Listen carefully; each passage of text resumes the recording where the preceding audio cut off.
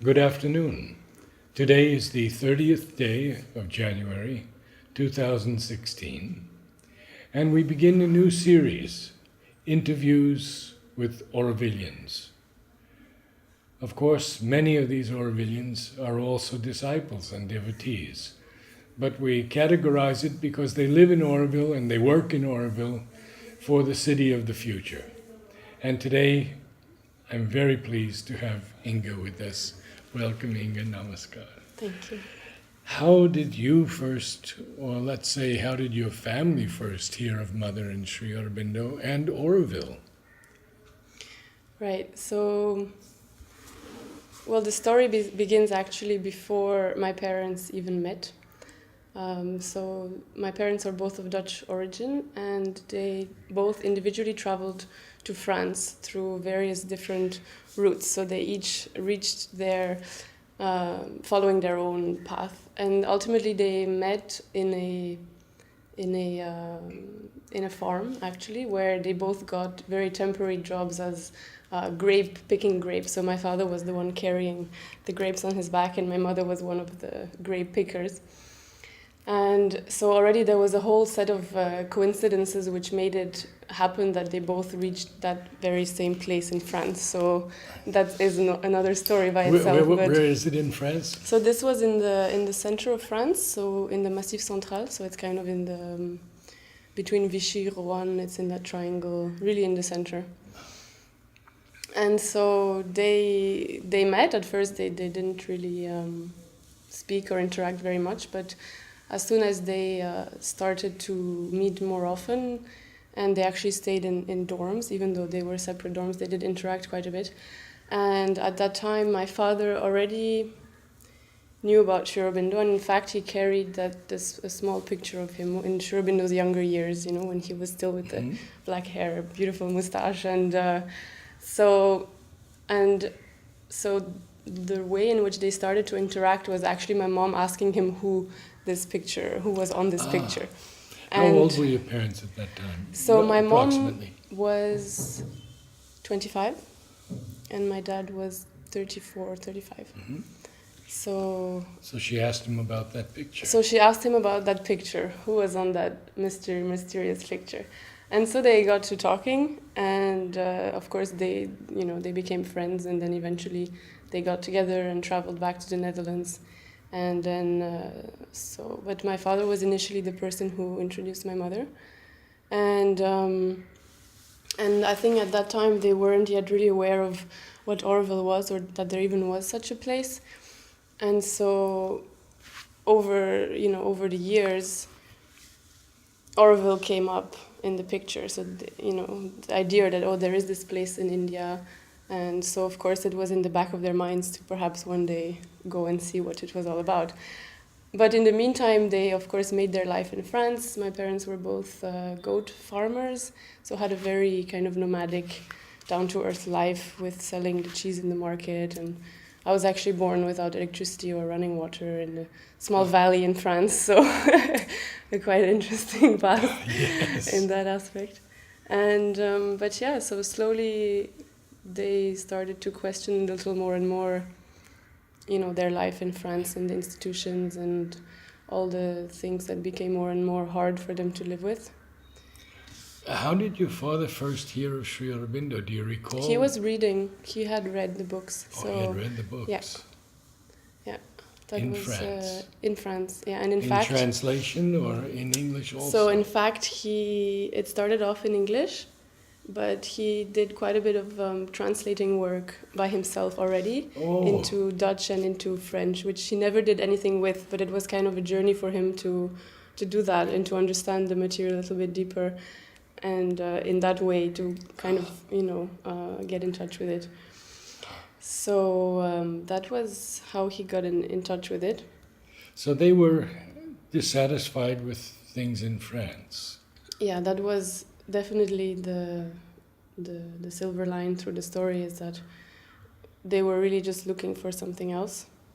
And of course, by the time we reached Auroville for the first time, they had 3 little children with them. So it was a whole journey in itself just to reach Oroville. You were the because- youngest? No, I was actually the eldest. You were so the eldest. I was 8 the first time we came to Oroville, but my youngest brother was just 1 year old.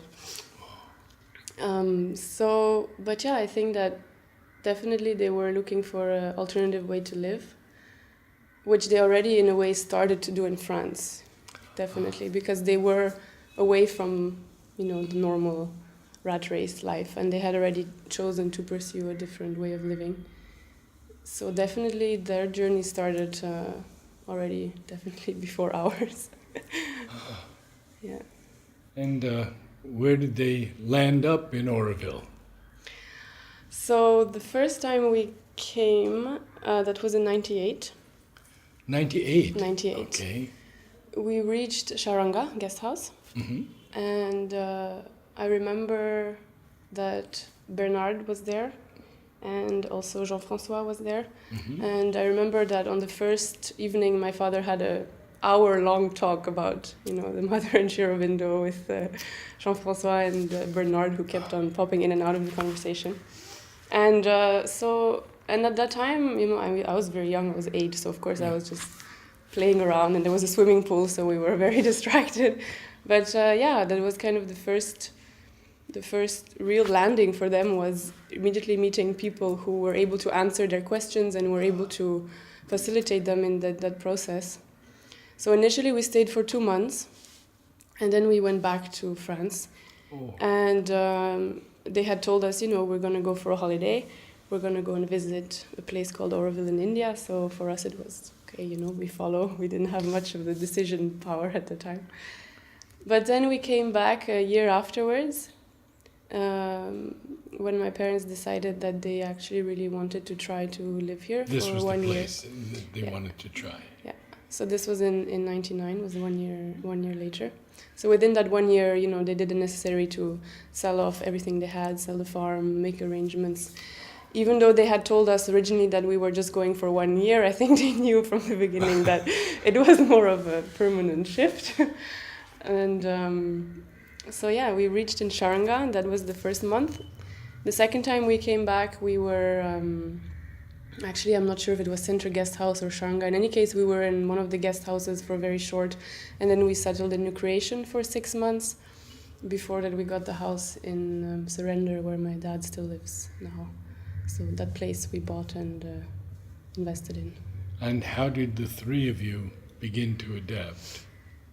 Well, I was adapted in a way, I think the easiest, because they had promised me that I was a fan of horse riding. I mean, I still am, but they had promised me that in Oroville I could have a horse because it was cheap and it was available. So I was immediately, a fan. I said, yes, let's go. I'm good to go. Ralph was the brother. He's 2 years younger than me. He had a bit of a more difficult time. He enjoyed, the life he had there and his friends, and it was a bit more difficult. But we both were integrated in the welcoming group in transition school, which was Aurora at the time. And this was already a first really amazing experience for us, because we were used to a very strict, conventional school in France. And so we were put in a classroom, first of all, both of us in the same classroom. So that was already, how is that possible? Both of us in the same classroom. And then with, different people, different ages, coming from different places. And of course, there was a bit of a language barrier initially.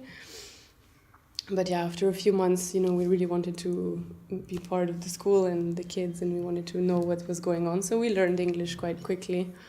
And then we were placed in our classrooms with the rest of the students our age. What about your other sibling? So Noe went to kindergarten. Actually, my mom started teaching there.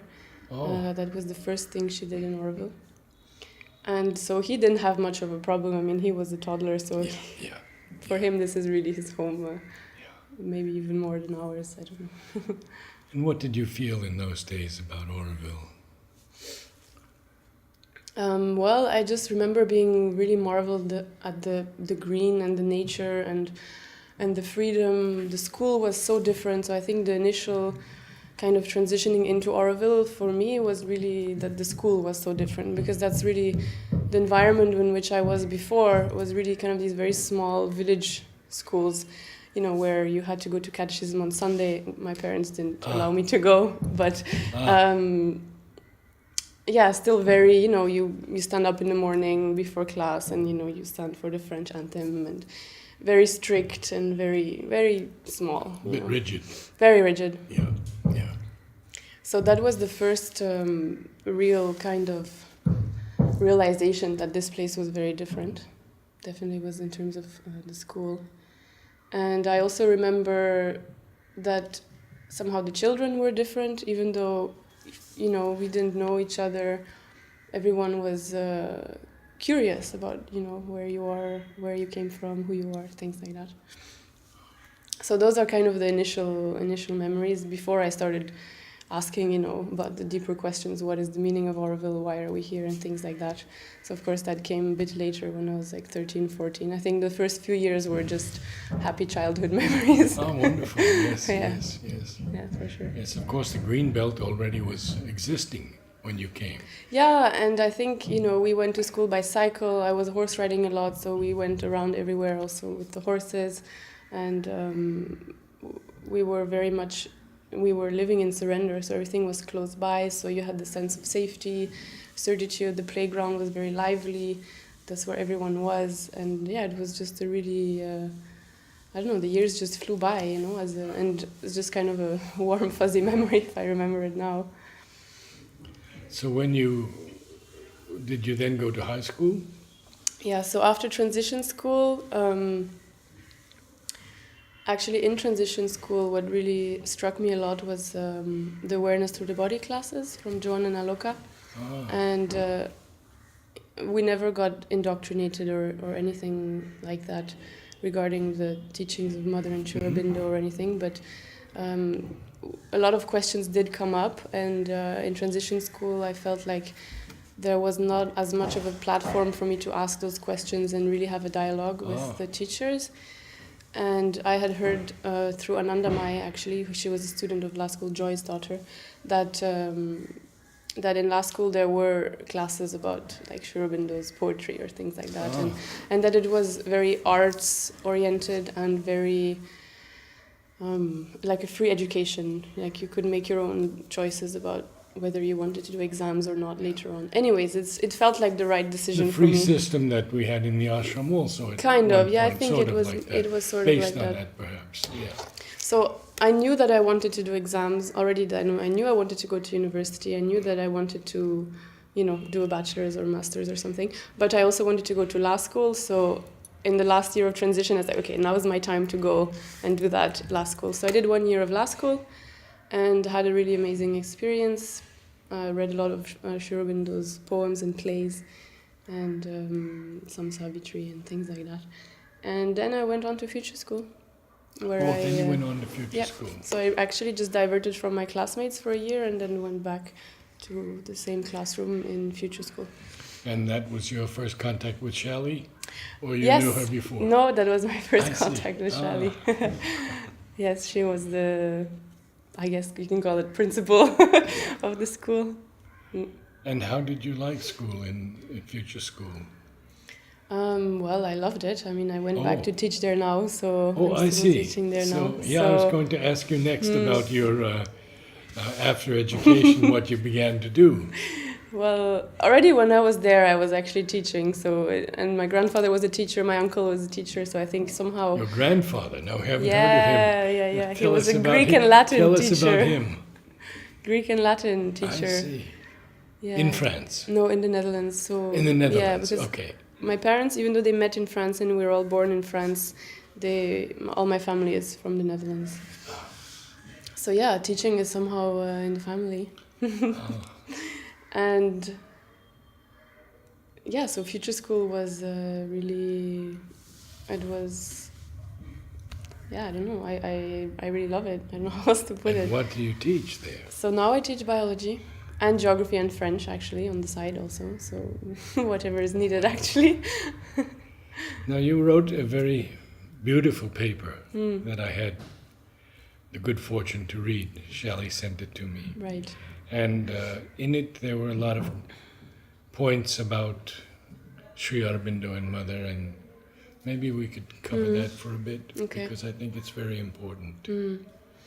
Right. So I think that in general, that article came about very spontaneously, and it was actually Shali and I had a lunch in Visitor Center, and we were discussing actually a previous article that was published by the Orville today, in which it was mentioned that that students who go out of Orville to the outside were very much annoyed and disturbed by the fact that they didn't have enough of an education about the teachings of Mother and Sri Aurobindo in Auroville, and that actually they felt somehow foolish standing outside, coming from Auroville, not knowing enough. And so I kind of was very struck by those few sentences, and I actually just wanted to explore whether that's something that was felt by, my generation. Mm-hmm.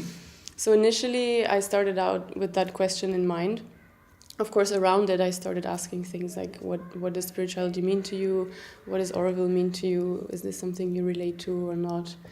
But so around those questions, I just started having conversations with my friends, actually.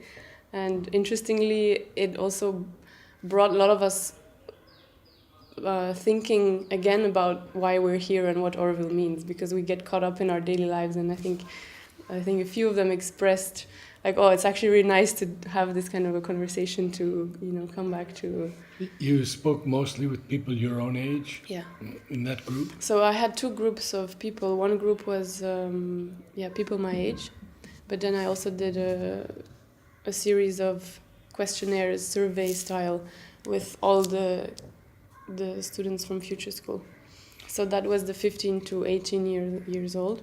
And then I interviewed 14 people from the 18 through 36 years old. So there was quite a range of answers and people. Tell us about the responses. Okay, so I think that I can start with the responses perhaps of the ones my age, because I resonate with those a lot. So the responses were that, well, nobody actually blames the Orville education system for not teaching about the Mother and Sri Aurobindo, so there's no negative feelings in that way. I think everybody appreciates that there is a platform for you to ask questions. There are mentors to whom you can turn when you do have a question or when you want to initiate a dialogue.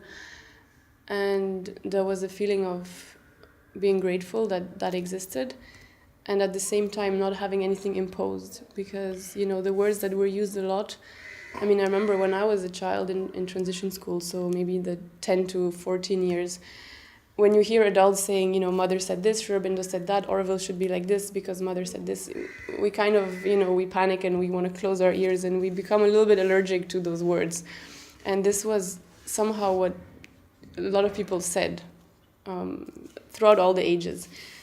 And but because we don't have it in school, it really allowed us to develop the questions on our own, and when the time is right, you actually look at the work and pick up whatever things you like, and it basically allows you and allows everybody to reach, to go through the journey by themselves. So being guided and having the books in the libraries, having the people to turn to if you want, but still doing it by ourselves. Following your own way. Yeah. Following your own way. Yes. And so most of the people really said that this was really special, because otherwise it would be like an indoctrination. And they also mentioned that actually the reason why people start being curious about the Mother and Sri Aurobindo, because they do hear it, all around this and that, but it's because they have the freedom to ask their own questions. So that was definitely one aspect of it. And the second aspect was that in school, although we are not really pushed in a certain direction, there are a lot of forces that support us and that kind of help us to question things. So when I was mentioning awareness through the body before, that was really a tool that makes you, well, first of all, it helps you concentrate, it helps you to be aware, it helps you to actually realize that there's much more going on than just the day-to-day classroom activities and school and fun, and that there's a being inside you that you can contact, that you can, be with, and things like that. So because people have gone through that awareness through the body part, then it was just a matter of time for everyone to ask their own questions. Was the awareness of the body, no, I wouldn't say mandatory, but was it a Well, yeah, part of the curriculum? definitely it was mandatory. Oh, it was mandatory? Yeah, in transition school. And that's, I mean, I only speak from transition school because that's where I was, but I know that yeah. they do programs in most of the Oroville schools. So yeah, and literally every single person I talked to mentioned awareness through the body. And then in future school, people mentioned the Oroville philosophy classes.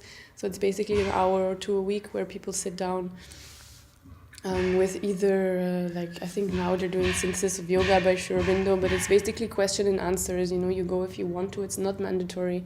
It's there if you want to, and yeah, people really appreciate that. So that was the two general responses. That, and then the overall conclusion was that definitely nobody was upset that they didn't learn more, and just that in general it's a very individual process. Nobody can push you into it, because in order for it to be sincere, it has to come from inside, and so that was really the overall picture. Did I not sense that there was an aspiration for a bit more of Mother and Sri Aurobindo's Yeah, teaching? so that now I was talking about the generation from 18 to 25. Okay. And so those are my classmates. So the ones who have also gone out, not classmates, sorry, people from my generation. So the ones who have gone out and, done their work and then come back to Oroville. But the younger generation, so again, I speak only for the ones that were in future school, about half of them said, actually, we would like a little bit more, to know a little bit more about actually also Oroville and the teachings of the Mother and Sri Aurobindo. And so, yeah, I think now at this point, we're talking about organizing a whole set of actually talks together with pioneers, and to make it very relatable. Why is the beginning of Oroville? Because as time goes on, the further and further away we go from the generation of the pioneers who first came, the children also are more and more distant from the origin of Oroville. So it's very important to keep that connection actually alive. Because when you see the pictures, like the barren soil and the first communities, and when you see someone in the picture that who was there at the beginning, it's really very different. You feel very differently about Oroville. You really start to, to feel a stronger sense of belonging in a way. So I think that aspect has to be definitely worked on. And we want to do this not only for future school, but just for a lot of the schools, so it can be open sessions for anybody, even. Well, I not like students. that very much. Shelley had mentioned it to me, and it's not like lectures at all. It's just sharing. Yes, with slideshows and pictures and stories. Because if you talk to Johnny, for example, and like I was talking to you last time, you told me some small little anecdotes, but they're very touching, and I think it's what we need to be able to relate to. So definitely, it's an important. Can you tell us a bit about your work today in Oroville? Okay, so today, so when I came back, I immediately started working in future school, because it was a way of giving back to future school, to the people who have actually given me so much, and because I enjoy it. I studied partly biology, but that was never. From the beginning, I knew that wasn't going to be my main focus. So it's something I enjoy doing, and it's something that keeps me very, I just really enjoy doing it. It feels good. But so at the same time, I started working at Oroville Village Action Group, which is basically an outreach NGO of Oroville, which works with self-help groups and women empowerment and development. And I remember the beginning of it. Right. So do a lot of wonderful programs. Yes. And so I started working there actually as well. So I was doing that for a while, combining both Village Action and Future School. And then in the meantime, I was also writing for Oroville Today. From time to time, when I was staying in Kailash, I had written my first articles about Kailash to the Oroville Today and about Youth Center. And so I was kind of a writer already back then. And so when I started again with this article on the spirituality among youth, I got roped into the Oroville Today team somehow also, and just started writing a few articles, every month now. And then, since a month and a half now, I'm on the working committee. So that was also a very surprising yet not surprising development in my life. Really? Well, it seems to be a big thing. yeah, it's definitely a big very thing. important thing. Yeah, definitely. But you eased into it. Well, I remember when I got nominated and I got the call saying, "Oh, Inge, you've been nominated for the working committee." I said like, "I think you have this is the wrong Inge on the phone. It's not. I think you have the wrong Inge." And so the woman said, no, it's Inge van Alphen in Card. I said, yeah. I was like, no, I have the right person. I thought, okay, And so initially I was a little, like the kind of vital reaction was like, oh my God, a bit of fear and like, what is this? So initially I said, I'm not ready to join at this point, but I wouldn't mind being on the selection process. So the 3 days of, of getting together and deciding who is actually going to join. So, and it was 3 months before the actual date. So I said, okay, for sure, whatever. In 3 months, I'll be there for 3 days. We'll see what happens. But then, yeah, as with everything in my life, I just, there was a little door opened and I just let it be there. I just observed, whatever reactions I had to it, whatever I felt, if it was, what kind of reactions I had to possibly taking on a role like that. Because it wasn't obvious that I would do it, and it was also not obvious that I won't do it. So I just really let it sit there, take the time it needed to. So I kind of left it there. And then, during the selection process, I felt really like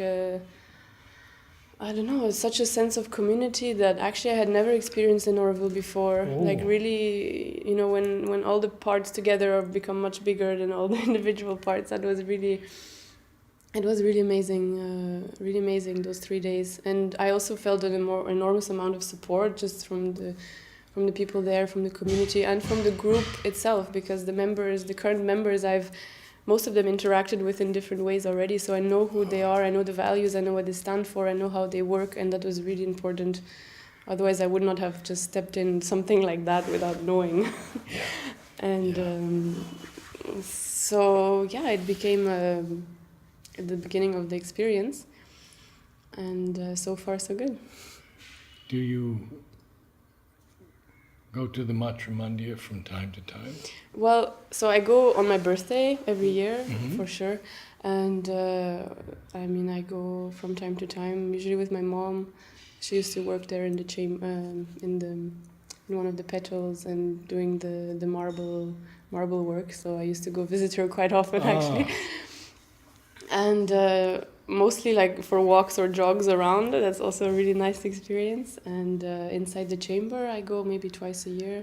And what about other communities in Oroville that are special to you? What do you mean, other communities? For example, there's Savitri Bhavan. Okay.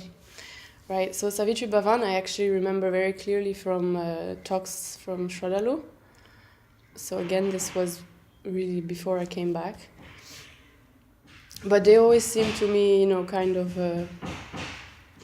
distant, far away. I never really had much to do there. I think for the younger generations it's not as accessible as it maybe should be, because a lot of people are maybe a bit timid, and perhaps if I want to go for 15 minutes, but then I'll feel shy for like getting up in the middle, or maybe afraid of offending someone, and then so it's a very well, that's important to know. Yeah, definitely, and that resonated really a lot with the younger generations, this idea that Savitri Bhavan is not for us. Oh. Yeah. Which makes sense in a way. Yes, of course. It's it's a very serious place. Yeah, exactly. But everything should be for all of us. Yeah, And in time it will be. Exactly. So I'd like to ask you next about some of the various communities in Oroville and your experiences with them. You mean living inside, or just the community life? The community life itself, or the feeling of the community, and. Okay.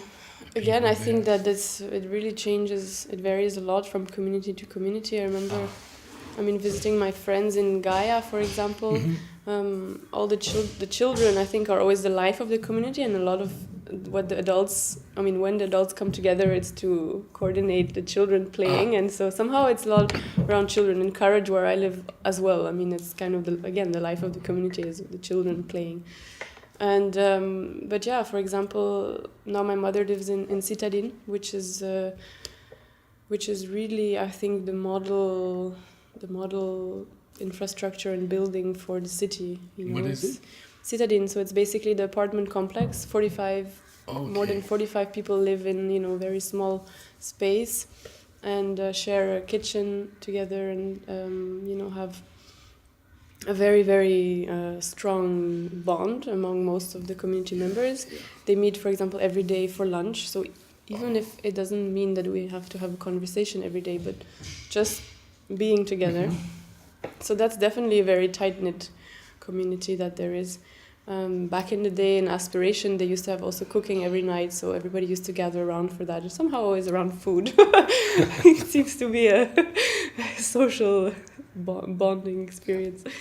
Otherwise, yeah, I mean, Kailash, where I lived, so that's kind of the youth, let's say, it's the step between living at home and actually living by yourself, because it's 14 young people living together, contributing and cooking every night, and sharing other community responsibilities, like taking care of the water pump or the gardens or whatever.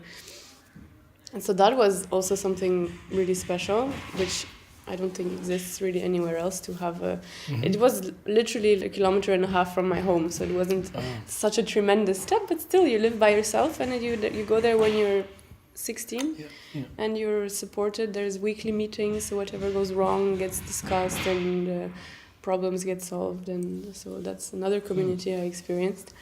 Also, then the youth center is definitely another important community for the youth. Just a place where, you know, they feel safe, and they can actually be as creative as they want, and do amazing things. What about sports? What about sports? Well, I think sports is definitely a very important part of education. I mean, it is definitely an important part of education. And so in transition school and most other schools, the children, they follow the sports program of Deha Shakti Sports, which is basically, I think, from 3:30 till 5. I'm not sure the timings. Anyway, it's every afternoon after school. There is a sports program, so there's literally 100, 150 children, and they do everything, you know, from football, volleyball, basketball. They do every year. They organize a Run for My Heart, so it's like a marathon for all the children. So very important part, and that goes up until, let's say, the age of, I think it's 14. Which means that afterwards, when they join, let's say, the high schools, they are responsible for their own sports curriculums. So that means that they literally can choose their own activities that they choose to follow. So a lot of them will go into, you know, there's a swim team, for example, or then there's the girls who do the horse riding, so they do that passionately, so definitely can't say they don't do sports. Yes. And then there's the boys who play football 3 times a week, there's the Orville basketball team, I think there's tennis, badminton, I think there's cricket is obviously huge. It is? Yeah. Actually, there's the ultimate frisbee. Now we have, I think at national level, ultimate, I think it's called ultimate frisbee. I think it's ultimate frisbee. Yes, I think so. So some of my friends are involved in that, and they're very proud. They're actually traveling to the UK, for example, for championships and things like that. So yeah, it's very, a lot of options, definitely. Very important part of growing up. To go a little deeper, what writings of Mother and Sri Aurobindo have moved you the most? So it actually depends.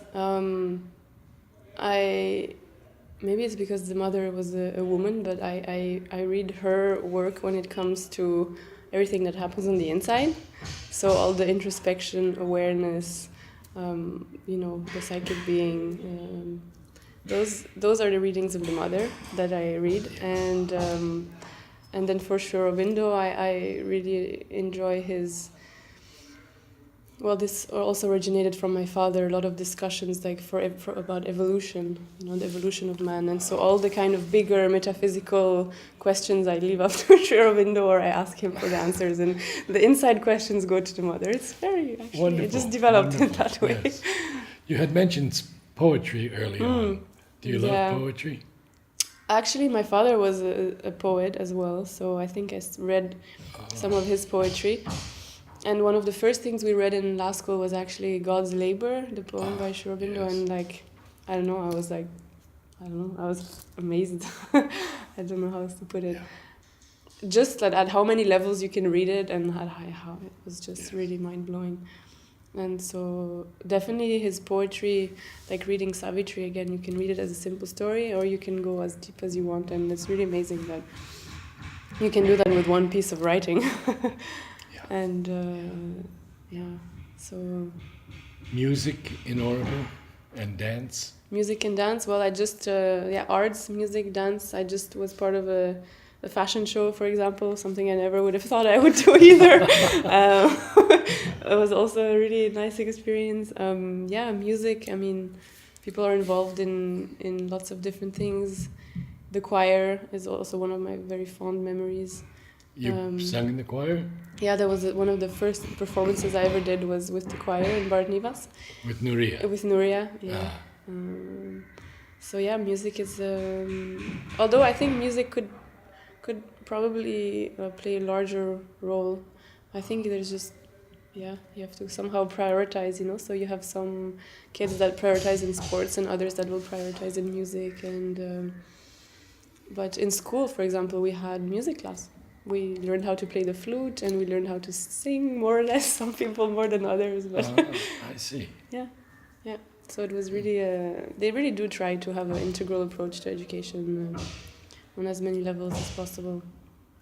And that's where the afternoon, the sports are very important, for that, to just release the mind. And where are the performances held mostly? Oh, there's a lot of different places, but I think Kripa Hall is now one of the biggest ones. I remember being there last year. Yes. I think for Nuria's concert. Probably, yeah. So Kripa Hall is now for the acoustics and the fact that they have a really very expensive, high-quality piano. That also makes a difference. And a really nice... Air-conditioned or not yet? So it's still very hot at times. Yeah, the problem with air condition is that then you have to have it really closed or continuously, so it's not very... Like Bartnivas is air conditioned, but when the air condition is not on, you suffocate inside. Yeah. So definitely Kripa Hall and Bartnivas is still a very, very much used facility, definitely. And what about poetry in Oroville? Is there anyone teaching poetry? So, my poetry teacher used to be Hero. Really? Yeah. Isn't that interesting? Yeah. In future school, actually. Because I only remember that high. Yeah. Oh, goodness. Yeah. Hero. Yeah. Well, he did English classes, but among the things he taught was poetry. So I think it comes and goes in the language courses.